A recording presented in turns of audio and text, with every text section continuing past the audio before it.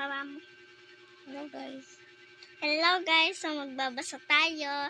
Let's read.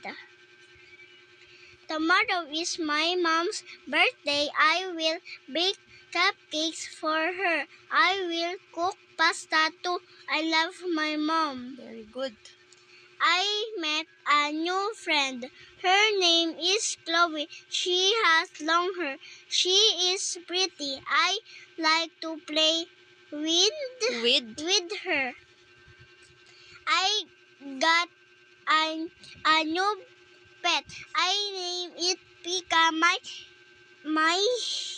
My new pet is fat and brown. Mom gave it to me as a birthday present.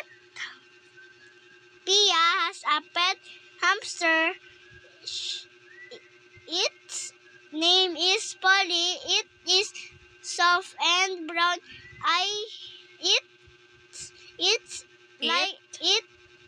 likes to eat peanut.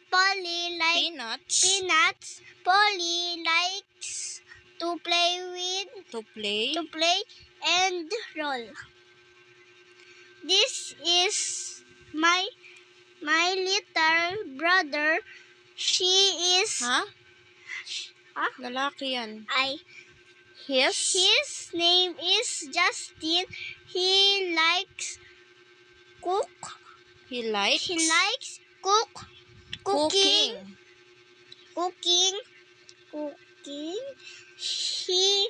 wants to be a chef.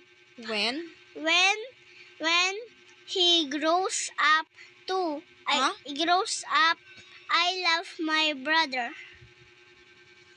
Bye-bye.